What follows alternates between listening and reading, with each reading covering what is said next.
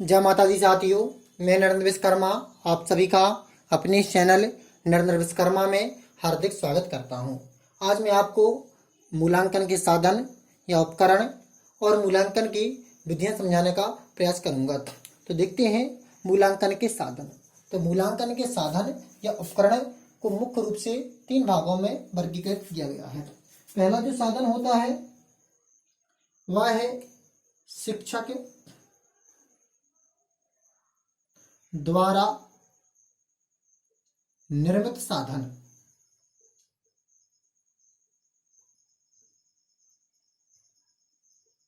दूसरा जो साधन है वह है छात्र स्वमूल्यांकन साधन। छात्र स्वमूल्यांकन साधन, या हम ऐसा भी कह सकते हैं छात्र द्वारा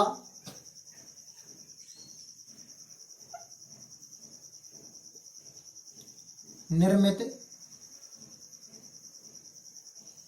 साधन। और जो मूल्यांकन का तीसरा साधन है वह है आपका मनोवैज्ञानिक साधन या मनोवैज्ञानिक परीक्षण।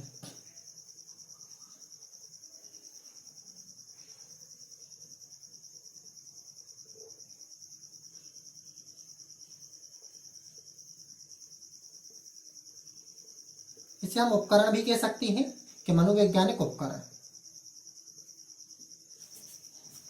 तो हमने आपको बताया कि मूल्यांकन के साधन या उपकरण मुख्य रूप से 3 आधार पर वर्गीकृत किए गए हैं। शिक्षक द्वारा निर्मित साधन, छात्र स्वमूल्यांकन साधन या छात्र द्वारा निर्मित साधन, और मनोवैज्ञानिक साधन। तो सबसे पहले हम देखते हैं शिक्षक द्वारा निर्मित साधन कौन कौन से हैं। तो शिक्षक द्वारा निर्मित साधन वे साधन कहलाते हैं, उपकरण कहलाते हैं जिनका निर्माण शिक्षक करता है। बच्चों को समझाने के लिए जिनका निर्माण, बच्चों का मूल्यांकन लेने के लिए जिनका निर्माण स्वयं कौन करता है? शिक्षक करता है। अर्थात इसमें जो मूल्यांकन करता होता है वह शिक्षक होता है और साधन निर्माण करने वाला भी शिक्षक होता है। अर्थात कैसे करता है?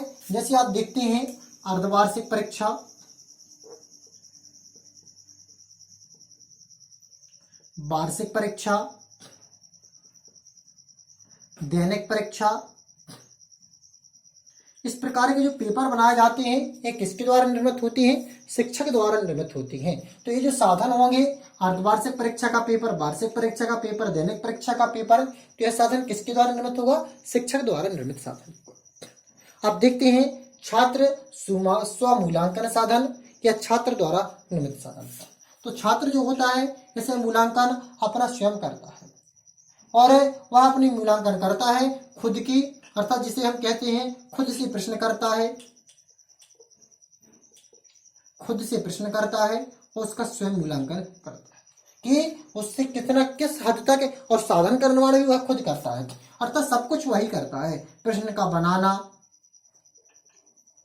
और फिर उसको क्या कर लेना, हाथ से लगा के। आप देखते हैं कि याद करने जब टीचर आपके देते हैं या देते थे तो आप उसका जो नीचे उत्तर पृष्ठ थे उस पर ऐसा पेज, उत्तरों पर ऐसा हाथ रख लेते थे और फिर उसका परीक्षण स्वयं लेते थे। तो परीक्षण किसके द्वारा होता था? आपके द्वारा। अर्थात जब आप शिक्षा ग्रहण कर रहे होते थे तो यह परीक्षा होगा छात्र स्वमूल्यांकन साधन या छात्र द्वारा निर्मित साधन।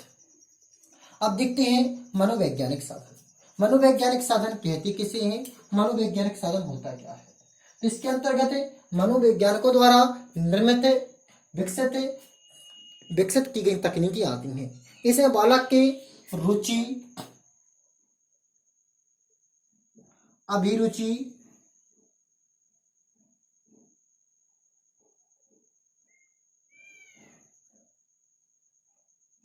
व्यक्तित्व,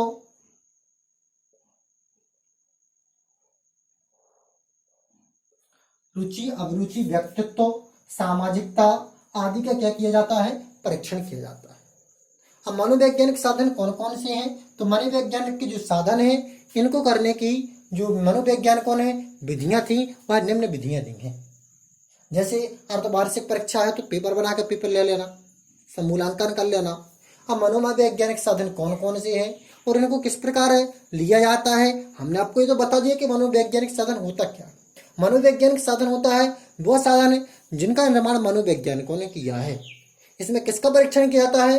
छात्र की रुचि, अभिरुचि, व्यक्तित्व, सामाजिकता अर्थात सर्वांगीण परीक्षण किया जाता है। अब इसके साधन के लिए कौन कौन सी विधियां तैयार की, तो उन विधियों को देखते हैं। तो देखते हैं मूल्यांकन की विधियां। तो मूल्यांकन की विधियों को मुख्य रूप से दो भागों में वर्गीकृत किया गया है। पहली जो विधियां हैं वह है अप्रमापीकृत विधियां।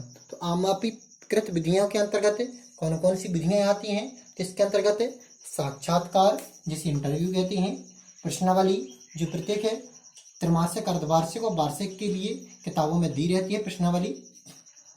जब तक त्रैमासिक, अर्धवार्षिक और वार्षिक के समय क्लियर नहीं हो जाता है उसमें एक प्रत्येक प्रश्नावली दी रहती है। त्रैमासिक के लिए कितना आएगा, उसमें प्रश्नावली में कुछ प्रश्न दिए रहते हैं, उस इन सभी का अपन वर्णन एक के बाद एक करवाएंगे। निरीक्षण, चेकलिस्ट, संचित अभिलेख, ये सब कौन से हैं? संचित अभिलेख अप्रमापीकृत विधियां हैं। और यह जो जानकारी है नरेंद्र विश्वकर्मा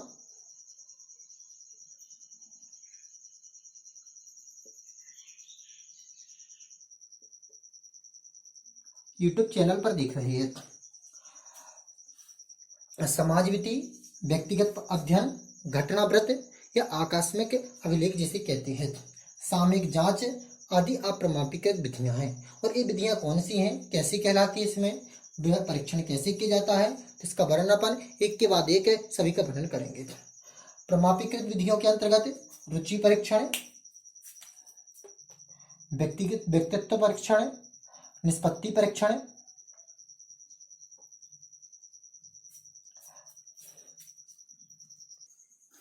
बुद्धि परीक्षण तथा अभियोग्यता परीक्षण आदि आते हैं। तो ये सभी आपकी प्रमापीकृत विधियां हैं, ये अप्रमापीकृत विधियां हैं। अब एक के बाद एक हम इन सभी विधियों का अध्ययन करते हैं। अप्रमापीकृत विधियों की सबसे पहली विधि साक्षात्कार का हम वर्णन करते हैं या अध्ययन करते हैं। तो देखिए साक्षात्कार होता क्या है। साक्षात्कार में क्या होता है, एक व्यक्ति, ये आपका व्यक्ति है कोई भी, दूसरे व्यक्ति के आमने सामने बैठकर प्रश्न करता है। एक व्यक्ति दूसरे व्यक्ति के आमने सामने बैठकर प्रश्न करता है, वार्तालाप करता है। तो ये क्या करते हैं, एक दूसरे से वार्तालाप करते हैं। और इस प्रकार का जो साधन होता है वह कहलाते है, इस प्रकार की जो विधि होती है वह कहलाती है साक्षात्कार विधि। इस विधि द्वारा पूछे गए प्रत्येक प्रश्न उद्देश्यनिष्ठ होते हैं। कैसे होते हैं, उद्देश्यनिष्ठ। इस विधि के द्वारा रुचि, छात्रों की रुचि, अभिरुचि, अभिरुचि आदि की जानकारी प्राप्त होती है। साथ ही व्यक्तित्व आदि की क्या होती है, जानकारी होती है। हम छात्रों से हम इस विधि में किसी प्रकार के क्वेश्चन कर सकते हैं। हम ये जान सकते हैं कि छात्रों की सर्वाधिक रुचि किस ओर है, हम इसे छात्र को किस ओर अग्रसर करना चाहिए। तो साक्षात्कार विधि में क्या होता है, एक व्यक्ति दूसरे व्यक्ति के आमने सामने बैठकर वार्तालाप करता है। इस विधि द्वारा पूछे गए प्रत्येक प्रश्न उद्देश्यनिष्ठ होते हैं। इस विधि द्वारा रुचि, अभिरुचि, व्यक्तित्व, मनोवृत्ति आदि का क्या किया जाता है, परीक्षण किया जाता है। यदि आपको मेरे द्वारा बनाए जा रहे वीडियो अच्छे लग रहे हैं, आपको लगता है कि मैं आपके लिए एक सारगर्भित जानकारी लेकर आता हूं, तो आप इस चैनल पर यूं ही बने रहें। और यदि आप पहली बार इस चैनल पर आए हैं तो इस चैनल को सब्सक्राइब करें और साथ ही बेल आइकन पर क्लिक कर लें। और आप इस चैनल में को सब्सक्राइब कर दूसरों को करने के लिए शेयर करें। जय माता दी साथियों।